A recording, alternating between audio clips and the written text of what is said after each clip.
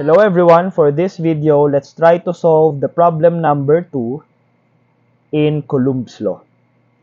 In the Bohr model of the hydrogen atom, an electron, Q is equal to negative E, circles a proton, Q prime is equal to negative E, in an orbit of radius 5.3 times 10 raised to negative 11 meters. So, pag nakakita tayo ng ganito, that means that naka-raise siya. So, raised to negative 11. The attraction of the proton for the electron furnishes the centripetal force needed to hold the electron in orbit. Find A, the magnitude of force of the electrical attraction between the particles, and B, the electron's speed. Use the electron's mass is given by 9.1 times 10 raised to negative 31 kilograms. So, to solve this problem, again, let's try to draw the problem. So, meron daw, okay, proton, then, meron daw umiikot dyan na electron. Okay? So, tawagin ko tong electron na Q is equal to negative E, and yung proton natin is Q prime is equal to positive E. Okay, so, syempre, meron dyang centripetal force or force of attraction, F. So, tawagin nating electrical force, Fp. Okay, so now, let's try to write the given. So, meron tayong given. So, Q is equal to negative E. So, anong meaning ng negative E? Since electron ang pinag-uusapan natin, no? And meron na tayong mga properties ng electron like the magnitude of the charge, the mass, no? So, pag nakakita tayo ng E, automatic charge siya ng electron. Okay, so meron tayong, ang charge ng electron is given by 1.6 times 10 raised to negative 19 coulombs. Okay? And for the charge of proton, syempre, no, positive siya ng charge ng electron. That is 1.6 times 10 raised to negative 19 coulombs. Next is the radius R. Tawagin natin 5.3 times 10 raised to negative 11 meters. And finally, for the mass ng electron, meron siyang 9.1 times 10 raised to negative 31 kilograms. Okay, so wag malilito dito at dito. Magkaiba yan. Itong M na to, unit. Okay, so meaning yan, meters. Ang M naman nito ay variable. Okay, so meaning yan, siya yung mass. Okay, so finally, to solve this problem for letter A, we will use the Coulomb's force equation. Or that is given by F is equal to K Q1 Q2 over R squared. Okay, since F ang hinahanap and lahat to ay given, so pwede na nating masolve si F. Or that is given by F is equal to Coulomb's constant K that has a value of 9 times 10 raised to 9 Newton meter squared per Coulomb squared multiplied by Q1, which is ito, no? Tawagin natin negative 1.6 times 10 raised to negative 19 coulombs multiplied by another charge Q2, which is 1.6 times 10 raised to 19 coulombs or negative 19 coulombs divided by the radius or the distance between charges, which is given by 5.3 times 10 raised to negative 11 meters. Okay, so unit analysis muna tayo, meaning i-analyze lang natin yung unit. Unit analysis.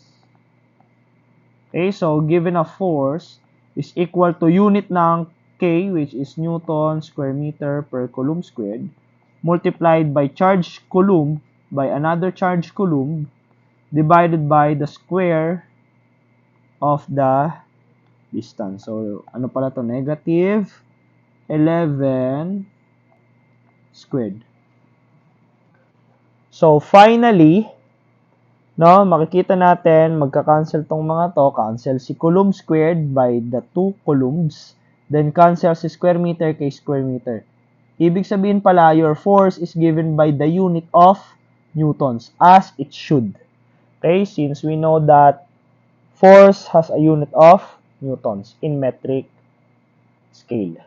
Okay, so for now, to find the value of this force, so substitute lang natin. So meron tayong force is equal to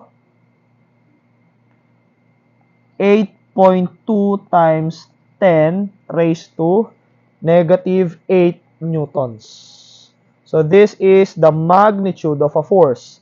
So sir, bakit hindi negative nakamultiply ng negative? Take note, ang hinahanap natin ay magnitude ng force.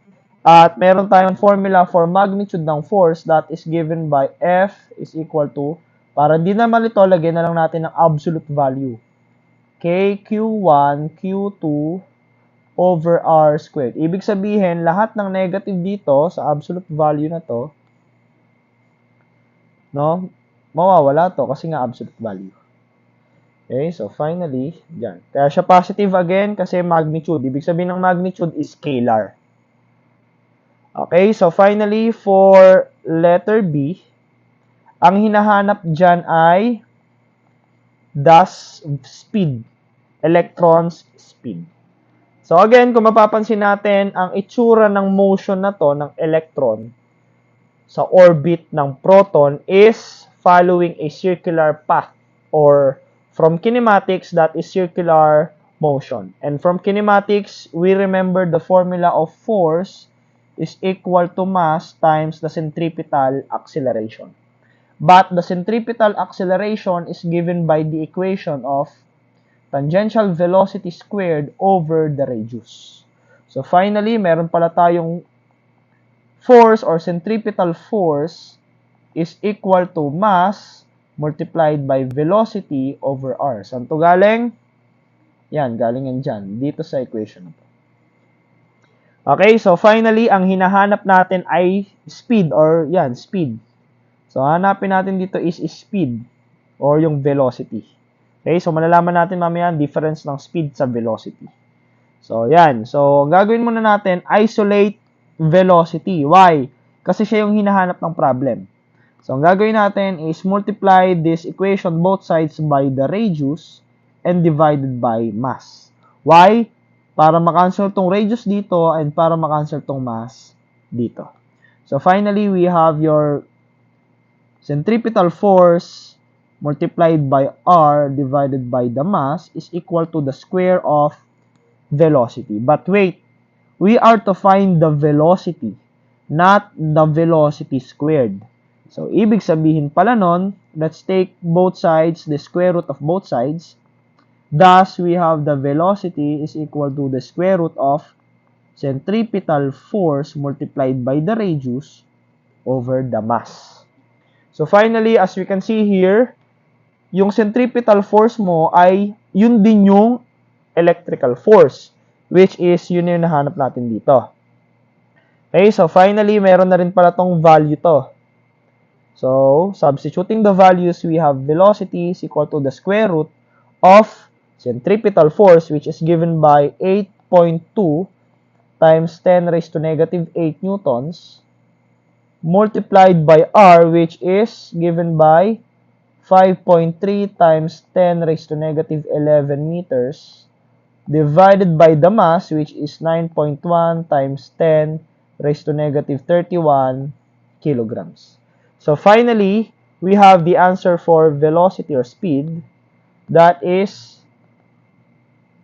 given by 2.2 times 10 raised to 6 meters per second.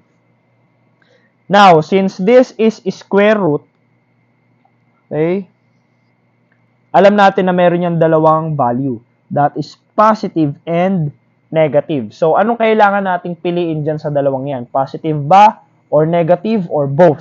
So, dito na natin malalaman ang difference ng velocity sa speed. Okay, so we know that ang hinahanap ay electrons speed. And from Physics 1, we know that speed is scalar, meaning wala tayong pake sa direction ng speed. So, ibig sabihin pala nun, ang kukunin nating sagot ay positive. Why? Kasi nga, wala tayong pake sa direction. So, finally, ang kukunin pala natin ay, since speed ang hinahanap, kukunin natin ay yung positive side. So, 2.2 times 10 raised to 6 meters per second. So, this is the answer na for the electron's velocity or the electron's speed. Okay, so that's all for today. See you sa next video.